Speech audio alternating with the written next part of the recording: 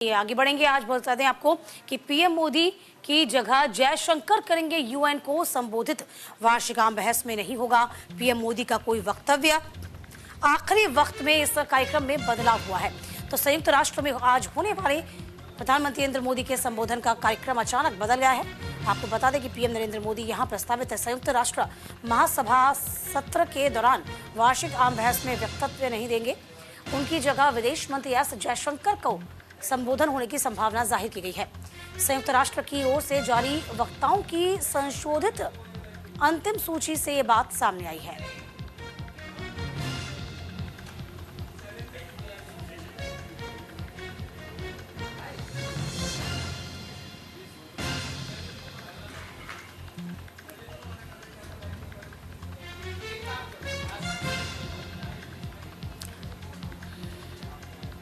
और देखिए हमारे एडिटर ओम प्रकाश जी इस वक्त इस पूरी खबर पर नजर बनाए हुए हैं।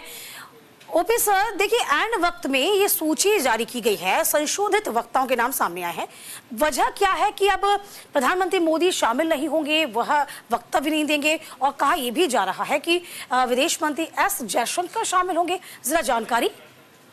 देखिए, ये तो पहले से तय था कि प्रधानमंत्री जो है 79वें जो संयुक्त राष्ट्र का जो बैठक हो रही है, इस चर्चा में भाग नहीं लेंगे। वजह सबको पता है कि भारत में चुनाव हो रहा है। यहाँ पे जम्मू कश्मीर और हरियाणा का अहम चुनाव है, जिसमें बीजेपी एक अहम भूमिका निभा रही है और प्रधानमंत्री जो है यहाँ के स्टार प्रचारक हैं। प्रधानमंत्री के नाम पे ही बीजेपी जो वोट मांगती है, इसलिए यहाँ के चुनाव में प्रधानमंत्री का रहना जरूरी था। इसलिए प्रधानमंत्री ने अपनी असमर्थता जताते हुए पहले ही ये कह दिया था कि वो ये यूएन के जो 79वां जो जनरल असेंबली की बैठक हो रही है उसको संबोधित नहीं करेंगे। उनकी जगह हमारे विदेश मंत्री जो है एस जयशंकर वो संबोधित करने वाले हैं। तो वजह तो यह है कि चुनाव की वजह से प्रधानमंत्री जो है पहले गए थे। आपको याद होगा कि पिछले हफ्ते ही प्रधानमंत्री अमेरिका में थे और वहां पर भी उन्होंने संयुक्त राष्ट्र की जो फ्यूचर ऑफ समिट की बैठक थी उसको संबोधित किया था।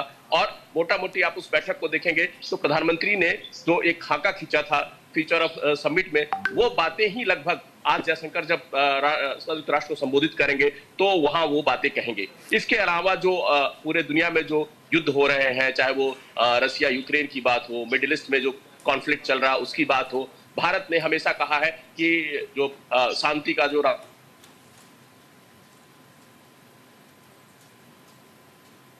की जो आप जीवन में जब प्रधानमंत्री ने संबोधित किया तो उसको आप अगर याद करें पिछले हफ्ते, तो प्रधानमंत्री ने विश्व में जो मल्टीपोलर वर्ल्ड है उसकी बात कही, उन्होंने इंडो पैसिफिक की बात की, उन्होंने संयुक्त राष्ट्र में एक्सपेंशन की बात की, सुधारों की बात की कि जितने भी जो अंतर्राष्ट्रीय संगठन है उनमें सुधार की जरूरत है। और एग्जाम्पल दिया कि कैसे G20 में हमने बाकी अफ्रीका को शामिल किया, अफ्रीका को। इसी तरह से प्रधानमंत्री ने स्वास्थ्य को लेकर बातें कही थी और ऑफर किया था कि भारत के पास जो कोविड के समय का जो इंफ्रास्ट्रक्चर है और जो एप्स हैं उनको पूरी दुनिया के लिए भारत शेयर करने के लिए तैयार है, कि कैसे डिजिटल और फ्यूचर की जो टेक्निक है उसका इस्तेमाल करके दुनिया जो है उसका लाभ उठा सकती है। उसी तरह से भारत ने शांति की दिशा में जो कदम बढ़ाया था उसके लिए हाथ बढ़ाया है। प्रधानमंत्री की तरफ से बार बार इस तरफ की इशारा किया जाता है कि चाहे वो रूस और यूक्रेन के बीच युद्ध हो या मिडिल ईस्ट में जो कॉन्फ्लिक्ट चल रहा है उसमें भारत सक्रिय भूमिका निभा सकता है।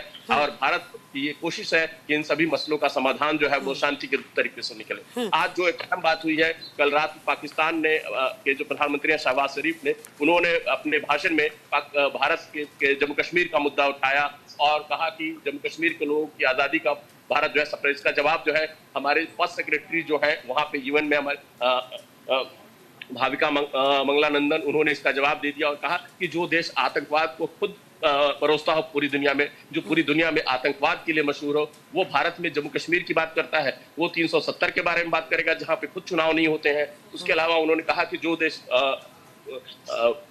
ओसामा बिन लादेन जैसे आतंकवादियों को पनाह देता हो वो देश भारत में सप्रेशन की बात करता है, तो बहुत ही हास्यास्पद है। उन्होंने कहा कि भारत इन सभी आरोपों का खंडन करता है। तो इस तरह से भारत ने न सिर्फ शहबाज शरीफ के भाषणों का करारा जवाब दे दिया है, बल्कि उम्मीद भी की जा रही है कि जब जयशंकर जब आज भाषण देंगे आज रात, तो उसमें भी वो जो पाकिस्तान की तरफ से जो मसले उठाए गए हैं भारत जम्मू कश्मीर को लेके भारत की तरफ से हमेशा स्पष्ट किया जाता रहा है कि जम्मू कश्मीर जो है भारत का अभिन्न अंग है, और पीओके जो है उसने भारत को इलीगली पाकिस्तान ने ऑक्युपाइड किया है और वो उसको भारत को लौटाए। तो इस तरह के मसलों पे निश्चित तौर पर जयशंकर जो है वो यूएन के जाहिर सी बात है, बहुत भरोसेमंद है जयशंकर, और अब वही वक्तव्य भी देंगे। और देखिए, हमने देख भी पाए हैं ओम प्रकाश जी कि भारत को, या फिर यूं कहे प्रधानमंत्री मोदी को, एक ग्लोबल लीडर के तौर पर जाना जाने लगा है, जो कि हमारे लिए, हमारे देश के लिए बहुत अच्छी बात है। बहुत शुक्रिया।